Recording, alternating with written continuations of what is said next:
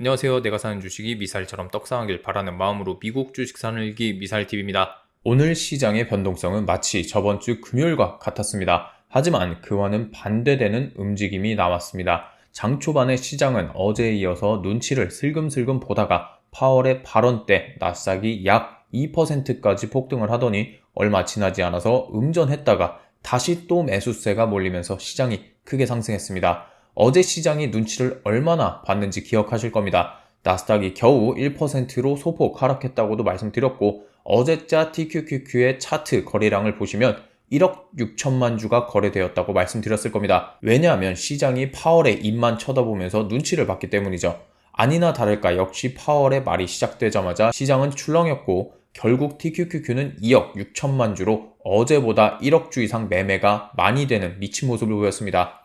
이러한 시장 분위기로 인해서 다우존스는 0.78%, S&P 500은 1.29%, 그리고 나스닥은 1.9%의 상승을 보이며 시장의 상승 기세는 꺾일 모습을 보이지 않고 있습니다. 사실 오늘 파월 의장의 담화 전에 닐 카시카리 미니애폴리스 연은 총재의 인터뷰가 있었습니다. CNBC와의 인터뷰에서 닐 카시카리 연은 총재는 우리가 승리를 선언할 만큼 충분한 진전을 이뤘다고 보지 않기 때문에 인플레이션을 억제하기 위해서 계속해서 금리를 인상해야 한다고 주장했습니다. 그에 덧붙이면서 금리 인상이 인플레이션을 막을 수 있다는 것을 알고 있으며 인플레이션을 제한하기 위해서는 공격적으로 금리를 인상하여 5.4%까지 기준금리를 인상해야 한다는 기존 입장을 유지했습니다. 닐 카시카리의 이 발언이 시장을 긴장하게 만들 수 있었던 이유는 이 발언이 미국의 강한 고용시장을 증명하는 지표들이 발표된 이후에 나왔기 때문이죠. 거의 모든 투자자들이 파월도 마찬가지로 FOMC 당시에는 고용지표에 대한 것을 정확히 알지 못했을 테니 오늘 발언 수위는 그것을 감안하면 매파적이지 않을까 하는 우려를 나타내고 있었습니다. 그렇게 올해 최고금리에 대한 예측치가 하루하루 날이 지나면서 상승하더니 작은 수치지만 6.0% 최고금리에 대한 예측치도 보이고 있었으니까요.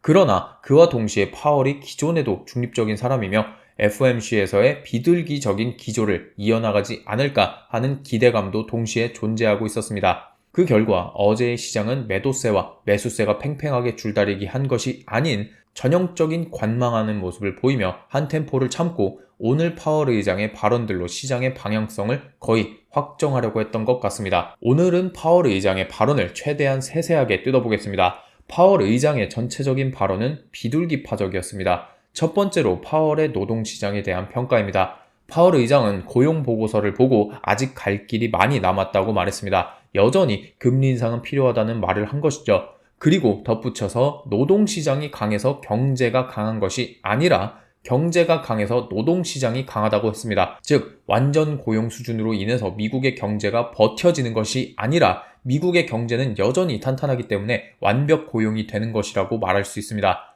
그러면서 노동시장이 좋은 것은 좋은 조짐이라고 말했습니다. 여태까지 시장은 노동시장이 좋으면 인플레이션의 상승과 연관 지으며 금리 인상이라는 결론에 도달했고 그렇게 시장을 하락시켜 왔습니다. 그러나 파월의 말은 이제는 그렇게 보지 않아도 된다는 힌트가 된 것입니다. 또한 임금 상승률이 둔화되고 있다는 말을 했습니다. 임금 상승률 차트를 한번 보시겠습니다. 저번에 언급했던 것처럼 코로나 이전에는 3% 안팎이었으나 지금은 둔화되고 있다고 해도 4%대로 높은 상황입니다. 하지만 파월 의장은 그것이 아닌 4%대라도 하락하고 있는 것이 중요하다고 지적한 것입니다. 자, 그리고 노동시장에 관련된 것 중에 가장 중요한 말도 나오는데요. FOMC 회의 전에 이미 수치를 보고 받는다고 말했는데 저는 이 부분이 굉장히 중요하다고 생각합니다. 임금 상승률, 실업률, 비농업 부문 신규 고용 이 트리오가 언제 발표되었나요? FOMC 다음 날에 나왔습니다. 그래서 많은 투자자들이 FOMC 때는 파월과 연준 위원들은 이러한 시장 상황에 대해서 정확히 몰랐으며 그것이 금리 인상과 파월의 인터뷰에 적용되지 않았다고 생각했을 겁니다. 그래서 이렇게 숨죽이고 있었던 것인데 이미 파월 의장도 시장의 고용 상황을 확실하게 알고 있었다는 사실이 됩니다. 그러면 당연히 완벽한 고용시장의 상태는 더 이상 문제가 되지 않는다는 결론이 나오게 되고 오히려 이것은 경기 침체를 막아주는 방파제 역할을 하게 되어 주가 상승을 견인할 수 있게 되는 것입니다. 자, 그 다음으로 인플레이션에 대한 평가를 보겠습니다. 데이비드 루벤스타인이 파월 의장에게 물었습니다. FOMC에서 디스인플레이션에 대한 언급을 11번이나 했다고요. 거기에 대해서 파월 의장은 디스인플레이션을 언급하는 것은 더 이상 피하지 않겠다고 말했고 거기에 추가적으로 I would call it declining inflation too 라고 확실하게 말했습니다.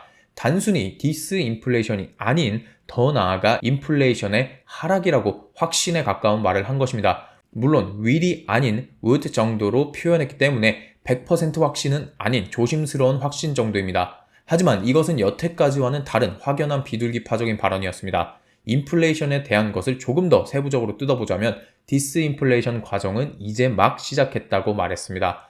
경제의 약 4분의 1을 차지하는 상품 분야에서 디스인플레이션은 시작했지만 56%를 차지하는 주거비를 제외한 근원 서비스는 아직까지 같은 현상이 나타나지 않았다고 말했습니다. 여기서 나름 추가적인 발언으로는 매파적인 발언을 했는데 인플레이션을 낮추는 것은 매우 어려우며 부드럽게 가지 못할 가능성이 크다고 말했습니다. 그런 식으로 약간의 밸런스를 맞추려고 했던 것이죠. 그와 함께 비주택 서비스의 인플레이션 둔화가 핵심이라고 말하며 주택 부문도 곧 하반기에는 디스인플레이션의 추세를 나타낼 것이라고 했고 거기에 내년에는 2% 인플레이션 목표에 근접할 것이라며 시간은 걸릴 것이지만 긍정적인 반응을 보였습니다. 시장도 진짜 인플레이션이 더 이상은 상승하지는 않겠구나 하는 안도감을 느낀 부분이 아닐까 싶습니다. 그 다음으로 통화정책에 관해서 이야기해보겠습니다. 이 부분에서는 매파적인 스탠스가 훨씬 더 강했습니다. 파월은 과거에 생각했던 것보다 금리를 더 올려야 할 수도 있다고 언급했습니다. 인플레이션 2% 목표에 도달하지 못했기 때문에 추가적인 금리 인상이 필요하다고 말했습니다. 그리고 절대로 인플레이션 2%에 대한 목표를 변경하지 않고 모든 수단을 동원하겠다고 했는데 이 부분은 확실히 강경 매파적인 발언이었습니다. 그렇게 한 번 더 카운터펀치로 시장의 현재 분위기가 고통 없이 인플레이션이 사라질 것이라고 기대하지만 그것은 불가능하다고 선을 그었습니다. 자, 확실히 통화정책에 관련돼서는 강경 매파 발언이 많았습니다. 그러나 시장은 상승했죠. 이것이 반영이 되어서 나스닥이 3% 오를 게 1.9%만 오른 건지는 정확히 알 수 없습니다. 하지만 제 개인적인 의견을 말씀드리자면 이와 같은 발언들은 이미 2022년부터 지겹게 들어왔던 것이기 때문에 시장이 면역이 되었고 지금은 그러한 발언들보다 비둘기파적인 발언에 시장이 더 집중한 것이라고 볼 수 있습니다. 자, 다음으로 연준의 대차대조표 축소와 관련된 이야기를 간략하게 말해보겠습니다. 파월 의장은 어제까지 8.4조 달러까지 감축을 완료했다고 말했는데요. 여기까지는 그렇다 치는데 소극적으로 대차대조표를 축소하겠다고 말했습니다. 자, 수치상으로 설정한 것은 없으며 팬데믹 이전 수준과 비슷한 수준이 된다면 멈추겠다고 말했고 그 기간은 몇 년이 더 걸릴 것이라고 말했습니다.